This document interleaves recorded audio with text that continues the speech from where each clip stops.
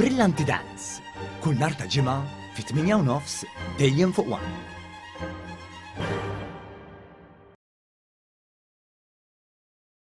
Ma' 7500 artifatt ġew digitalizzati minn Heritage Malta fi żmien 3 snin minn mindu t-taqsima fi ħdana ngħatat fondi Ewropej biex tippreserva l-wirt kulturali ta' pajjiżna. Dan tħabbar waqt żjara mill-Ministru għall-Wirt Nazzjonali, l-Arti u l-Gvern Lokali Owen Bonnici u s-Segretarju Parlamentari għall-Fondi Ewropej Chris Bonnet fit-taqsima tad-diġitalizzazzjoni tal-Heritage Malta li twaffqet fl-2021. Fil-waqt li permezz ta' fondi Ewropej sar restawr fil-Mużew Marittimu, twaqfet din it-taqsima u nxtara apparat modern li permetta li ssir id-diġitalizzazzjoni tal-wirt marittimu. Dan fil-waqt li twaqfet ukoll il-Collection Management System li bija permezz ta' software speċjalizzat dawn il-kollezzjonijiet jitpoġġew f'katalogi apposta.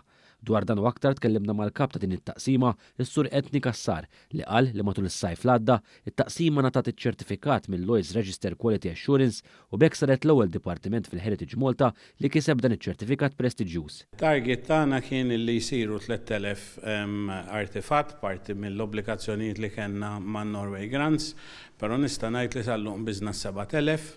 Il-proċess ta' digitazzjoni hija kontinwa, għaddejja l-ħin kollu u qed issir mhux biss minn hawn ġew ma anke ġo siti differenti.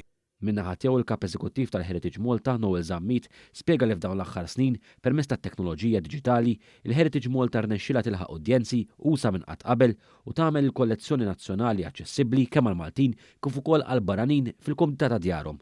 Il-Ministru għall-Wirt Nazzjonali l-Arti u l-Gvern Lokali Owen Bonnici qal li d-diġitalizzazzjoni tiżgura aktar użu mifrux mill-ġenerazzjonijiet tal-preżent u tal-ġejjieri. L-aspett diġitali tina opportunità li nagħmlu id-differenza b'mod tajjeb ħafna aħna fejn tidħol il-patrimonju storiku Malta hija fosta qudiemnet, mhux biss fl-Ewropa manka ilhom mill-kontinent u nemmnu li hemm soluzzjonijiet li rridu naħtfuhom u nagħmlu użu minnhom. Is-Segretarju Parlamentari għall-Fondi Ewropej Chris Bonnet irrimarka li l-fondi li nataw mill-EEA Norway Grants kienu jammontaw għal 2 miljun euro. Issa bil-fondi l-ġodda san komplu nkunu qegħdin ninvestu f'dan il-qasam għal xiex għax l-qalba diġitali jaqbel għal kulħadd.